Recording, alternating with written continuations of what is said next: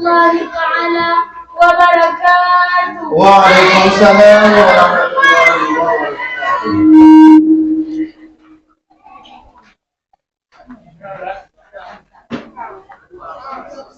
Judul pidato lentuan di malamnya ialah berbakti kepada kedua ursyid.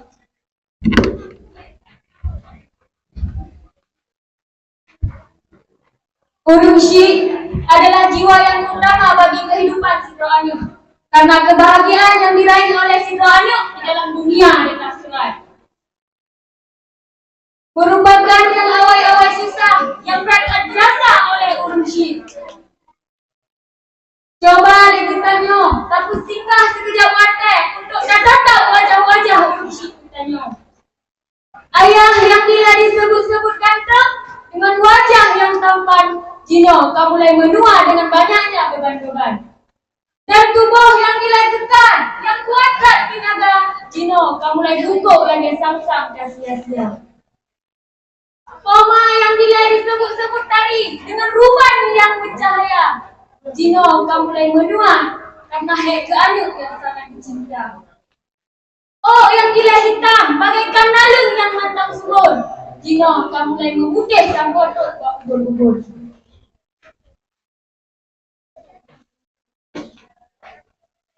Ayah memang hanya kepelahi getanyo, tapi di dalam darah getanyo mengalir darah ayah. Pama memang hanya dibanting tulen sebagaimana yang ayah lakukan, akan tetapi rasa hantingat pama ulangan malam tak berfikir getanyo. Maka punah pantas tentang sakit hati ursyidnya. Cina cuba bayang hidup naraya jasa ursyid kepada aku bertanya. Mulai suara paman kandung, si kurus-kurus, si belah urau sakit dalam basuh anak dan neneknya. Oh rakyat Anyuk berharap jid ubat, ternyata racun yang hebat buatnya tersisa. Lagi aku pegah dalam sebuah ayat. Wa qadha rabbuka alla ta'budu illa iyyahu wa bil walidaini ihsan. Artinya, dan Tuhanmu telah memerintah supaya kamu tidak menyembah selain Dia dan berbaktilah kepada kedua orang tuamu dengan sebaik-baiknya. Tanyonyo, sebagai Anyuk yang tengah menuntut, nak sadai-sadai tak siapkan perjuangan ursyid. Bukan tuku, hai Anyuk, ayah, kulit tapak yang katrah, hanya masalah tetap berusaha. Yang penting, belanja ke Anyuk bersabena. Ursyidnya, demi ke Anyuk, utem suk-suk berilah daya. Karena senang ursyid kan tentai di perasaan Anyuk, tapi senang Anyuk belum tentai di perasaan ursyid.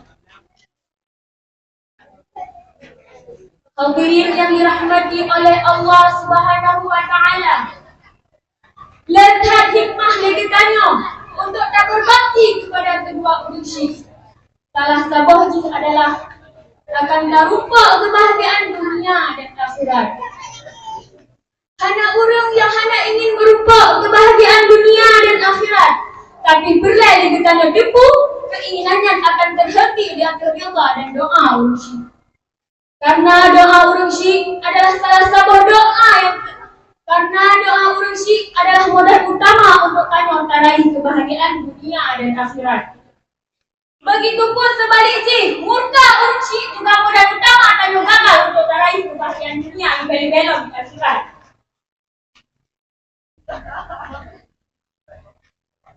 Lagi ada pegang oleh Nabi dalam sebuah hadis. Salasu da'watin mustajabatun lahunna la syakkun fihinna. Da'watun maghlumi, da'watun musafiri, wa da'watun walidaini ala waladihima. Yang ajib. Nah heboh doa yang Allah kabulkan yang hana geragukan yang kufur, doa orang yang terbaring. Dan yang kedua, doa orang yang musafir. Dan yang kedua adalah doa kabul. Dan yang kedua adalah doa ursyid kepada Anyuk.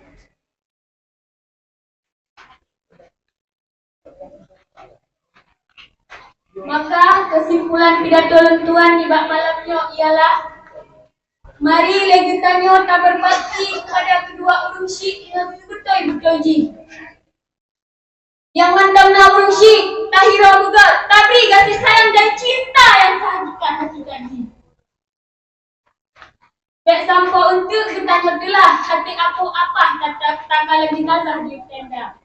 Tak ingat hai anak kejasa urungan selagi nawang mandamna di dalam badan. Sebab katanya kan haba singgah melainkan fakta apa yang kata. Maka atas demikian rupa baik telah duduk baik semua sayang kamu taruh ia mata. Lebih-lebih yang kahana li urunsi. Yang kedua ba Allah. Baik tua tak kirimkan doa oleh sembahyang. Di mana doanya akan jadi kekawat di saat urunsi tanya dalam kesendirian.